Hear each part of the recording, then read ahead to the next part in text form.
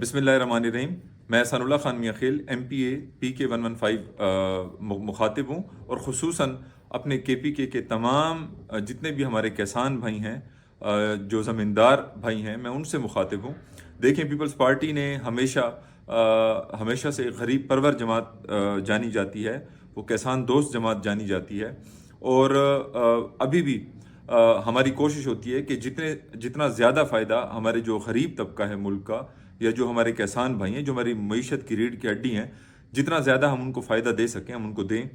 और लेकिन बदकिस्मती से ये हुआ कि KPK में चूँकि हमारी मेजॉरिटी नहीं है, और अपोजिशन की अगर हम कुल मिलाएं तो उनकी भी मेजॉरिटी नहीं है कि हम हुकूमत की किसी बिल को रिजेक्ट कर सकें। तो पिछले दिनों हुकूमत खैबर पख्तूनख्वा ने Khyber Pakhtunkhwa agriculture income tax bill जो है 2025 वो मंजूर किया, और बल्कि उन्होंने बिलडोज किया। इस पे ना हमें बात करने की इजाज़त दी गई और न ही इसमें हमें किसी किस्म के अमेंडमेंट्स लाने की इजाज़त दी गई। उन्होंने पेश किया और इसको पास कर लिया, जो कि अखलाकी तौर पे भी ठीक नहीं है, और अगर हम इसको कानूनी नुक्ता नज़र से देखें तब भी ठीक नहीं है कि किसी का उन्होंने इनपुट ही नहीं लिया।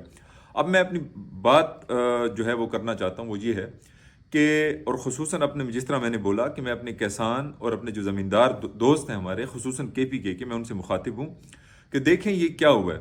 शायद आप लोगों को अंदाज़ा नहीं कि PTI में खैबर पख्तूनख्वा हुकूमत ने आपके साथ किया क्या है, आपके हमारे साथ। उन्होंने किया ये है कि जो एग्रीकल्चर इनकम के ऊपर जो टैक्स लगाया है वो एक रिग्रेसिव टैक्स है। रिग्रेसिव टैक्स क्या होता है? वो एक इस्तेसाली टैक्स है जो अमीर को अमीर तर करेगा और गरीब को गरीब तर करेगा। अब कैसे? वो ऐसे कि जो कम आमदन वाले ज़मींदार हैं, जिनकी आमदनी कम है, उनके ऊपर 45% तक टैक्स है, और जिनकी आमदन ज़्यादा है 15 करोड़ से ऊपर, उनके ऊपर 1% है, और इसी तरह से 50 करोड़ से ऊपर जो है उनके ऊपर सिर्फ 10% है।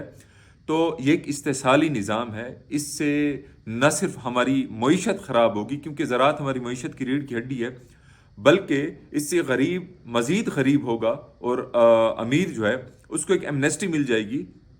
और इसके मकासद हमें तो कुछ और लगते हैं, वो ये हैं कि खैबर पख्तूनख्वा में जिस तरह से लोगों को पता है, अब तो बच्चे बच्चे को पता है कि किस कदर करप्शन का बाजार गर्म है। आप किसी भी डिपार्टमेंट को उठा के देख लें, वहाँ पे रिश्वत जो है ना, भत्ते, और कौन सी ऐसी चीज़ है, गलत काम जो वहाँ पे नहीं हो रहा।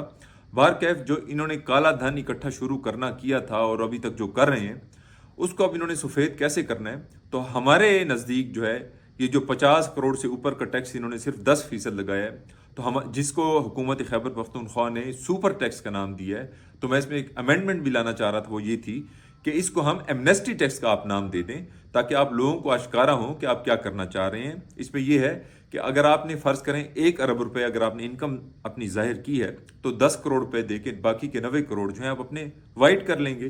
तो काले धन को सफ़ेद करने का इन्होंने एक बड़ा, एक बेहतरीन और अच्छा मौसर प्रोग्राम बनाया हुआ है। लेकिन इंशाअल्लाह पाकिस्तान पीपल्स पार्टी इसको ऐसा नहीं करने देगी। और दूसरी बात ये कि अब मैं इसके चंद एक उस पर बात करता हूँ कि इन्होंने मिनिमम जो इनकम है वो 6 लाख से कम आमदन वाले किसानों के ऊपर लिखा हुआ है उसमें कि उसके ऊपर कोई टैक्स नहीं है।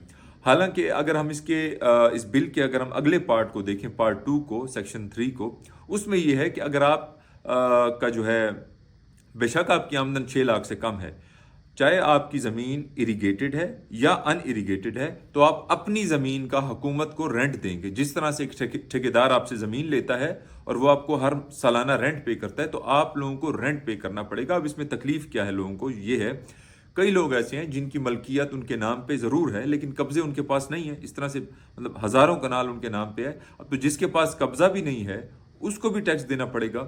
जो अनइरीगेटेड है, जो किसी साल आबाद नहीं हो पाती किसी वजह से, उसको भी टैक्स देना पड़ेगा। अगर उस ज़मीन के ऊपर अगर कोई बिल्डिंग है, उसका भी रेंट देना पड़ेगा हुकूमत को। तो इससे क्या होगा? इससे ज़ाहिर है जो ज़मींदार जो ऑलरेडी इतनी मुश्किलात का शिकार हैं, जो ना खाद ले सकते हैं ना बीज ले सकते हैं, हुकूमत की तरफ से कोई सपोर्ट प्रोग्राम नहीं है किसान के लिए, और मज़ीद अगर उनके ऊपर 45% तक टैक्स, और अगर जिसकी ज़मीन है और फसल नहीं भी हो रही उसको भी अपना लैंड रेंट देना है हुकूमत को हर साल, तो इस सूरत में तिहाल में लोग क्या करेंगे? ज़ाहिर है वो अपनी ज़मीनें बेचेंगे। तो हमारे इलाकों में अक्सर लोगों का जो रोज़गार है वो ज़राअत से वाबस्ता है। अगर ज़राअत की और किसान की कमर तोड़ेगी हुकूमत, تو ہماری معیشت جو ہے صوبے کی وہ کبھی بھی نہیں سنبھل سکے گی. تو میں انشاءاللہ ہمارا پورا وفد ہماری پارٹی کے گورنر ہیں فیصل کریم کنڈی صاحب KPK میں، ہماری پوری جو پارلیمانی وفد ہے ہم نے ان سے ملاقات کی ہے، ان سے ریکویسٹ کی ہے کہ وہاں پہ تو ہماری میجورٹی نہیں ہے، ہم اس کو ریجیکٹ نہیں کروا سکے. انہوں نے بلڈوز کیا، لیکن آپ کائنڈلی اس میں جو ہے اپنی ترامیم کریں، اپنی ریزرویشنز لگائیں اور حکومت کو واپس کریں ریزرویشنز کے ساتھ، تاکہ یہ بل جو ہے وہ پاس نہ ہو سکے، اس میں کچھ نہ کچھ امینڈمنٹس ہوں. اور میں جو ہے ان کا شکر گزار ہوں کہ انہوں نے ہماری بات کو سنا بھی صحیح. اور انشاءاللہ ان قریب جلد از جلد ہم ادھر گورنر ہاؤس میں کسان کانفرنس بھی بلائیں گے، اپنے جو کسان بھائی ہیں، زمیندار بھائی ہیں، ان سے ان کا انپٹ بھی لیں گے اور حکومت خیبر پختونخوا کو مجبور کریں گے کہ وہ اس قسم کا ظالمانہ اور جابرانہ اقدام جو ہے وہ واپس لے، اور یہ استحصالی نظام جس سے غریب مزید غریب ہونا ہے تو اس کو واپس لے. نہیں تو انشاءاللہ پورے صوبے میں ہم ایسی تحریک چلائیں گے کہ حکومت گھٹنوں کے بل ہوگی انشاءاللہ.